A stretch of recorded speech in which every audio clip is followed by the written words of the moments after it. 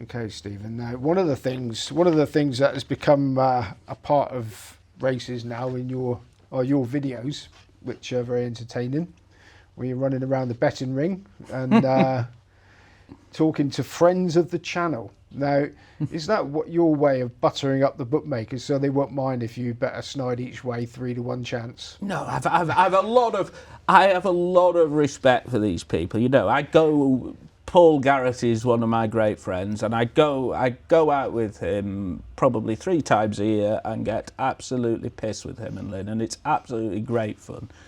No, I think they're real people there to do a job. I mean, somebody said something to me here about 3 months ago, and it struck me, and he just said everybody needs a slice. And what he meant by that is, well, if I can make it pay, and the on-course bookmakers can make it pay, and whoever it is makes it pay, do you know what? That's good for everyone.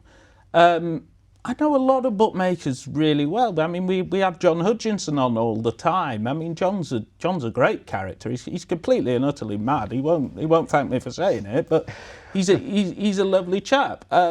Another bookmaker who I won't name kindly got me in COVID as his assistant, which was great because it was doing my head in, just sat at home all the time and doing nothing, and no racing was on. And yeah, they're nice people. And I think if you have a relationship with them and you treat them with respect, you're gonna get, I'm not saying favours in return, but if the price goes, because it's not like the old whiteboards now, the price just goes and I'm a second late, they'll let me have it on. But contrary to it's always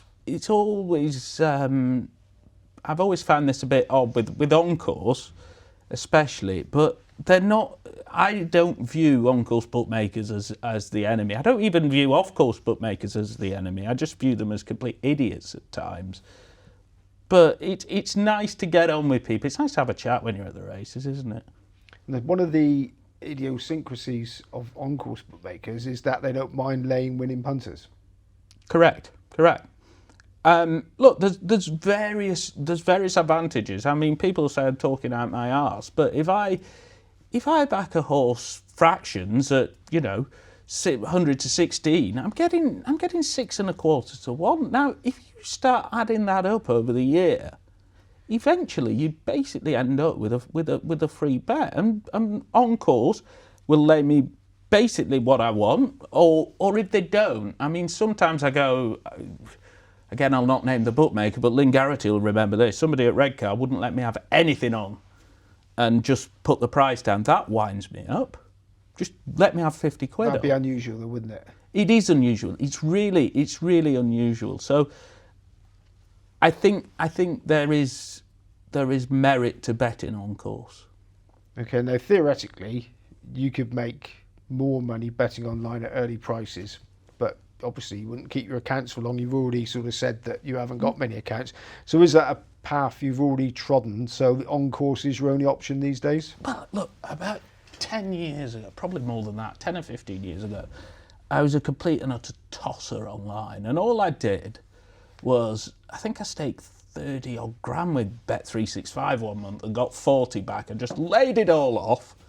You know, you would lay it off on dirty each way markets. I don't lay horses off anymore. There's no bloody point. You pay 2% to Betfair. And as a result, my accounts got chopped. Now, I've still got some, but I think I know where the line is. I know people who work for these places. And you almost don't do it. It sounds stupid, but for fear of losing them. Okay, now, Joe Brick. Tell us about Joe Brick, because I get the sense that this is why you have a bit of an unhealthy, what's the word I'm looking for? You feel sorry for the bookies a bit. Is that because of... A bit, yeah. I mean, Joe Brick I was the world's worst waiter, and I used to throw lasagna at people, and obviously I'd go racing all the time, and so Joe Brick walks in the restaurant with his massive pot belly and his wife Joan and his granddaughter who's all grown up now, and yo, Joe Brick.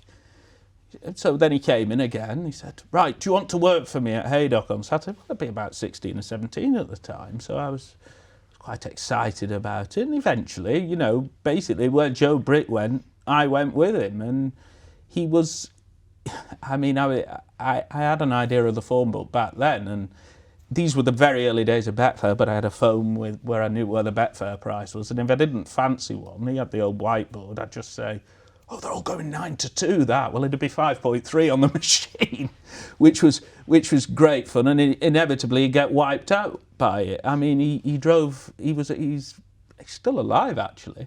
He was a funny chap. He drove a gas-powered Jaguar, and we used to go to Epsom on Derby Day. Now, I live roughly between Liverpool and Manchester, and that would take him 5 hours because he would insist on doing 55 miles an hour.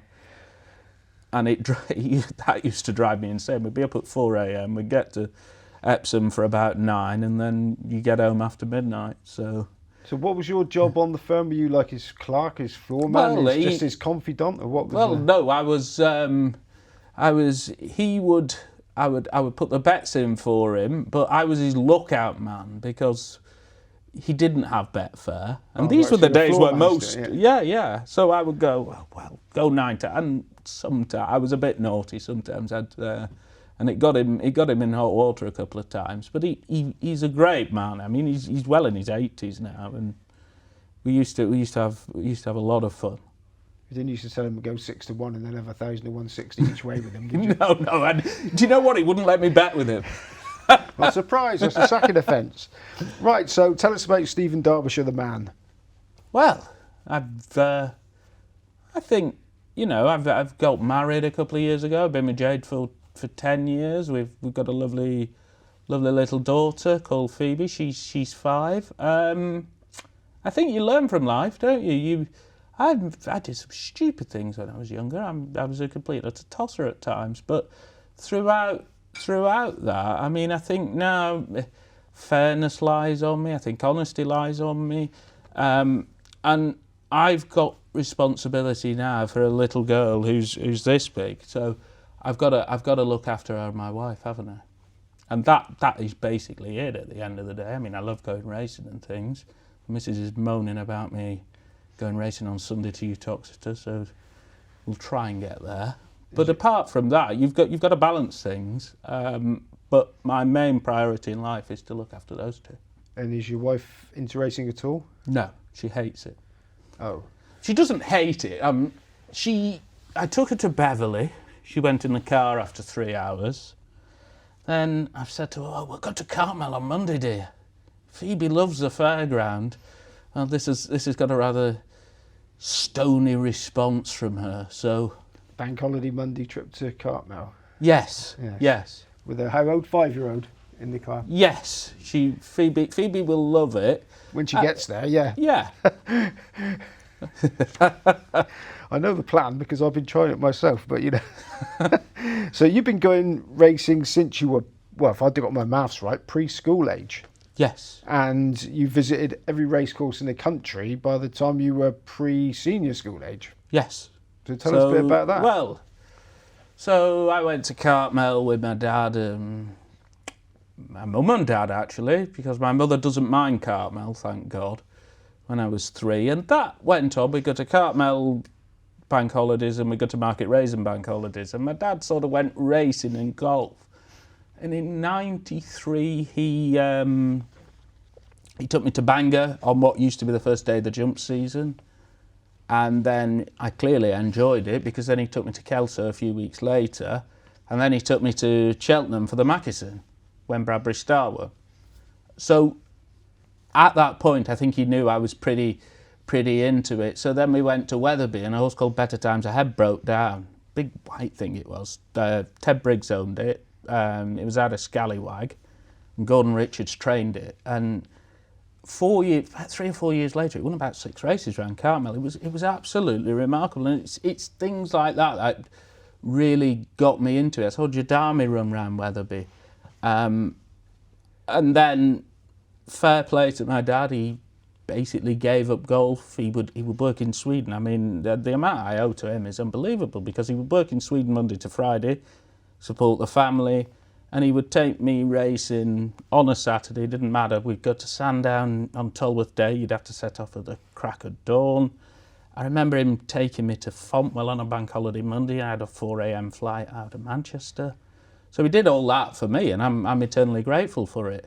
But doing all those racecourses by the time I was 13, I mean, I thought I was the absolute dog's bollocks. I love that. Was that your ambition then? Was that something you asked him to do? I think when you get to 8, 9, 10 and you've done 20 odd or 30 of them, you go, Dad, I want to go to Plumpton, I want to go to Fontwell, I want to go to Yarmouth. So where did Taunton and Newton Abbot and Exeter fall into it?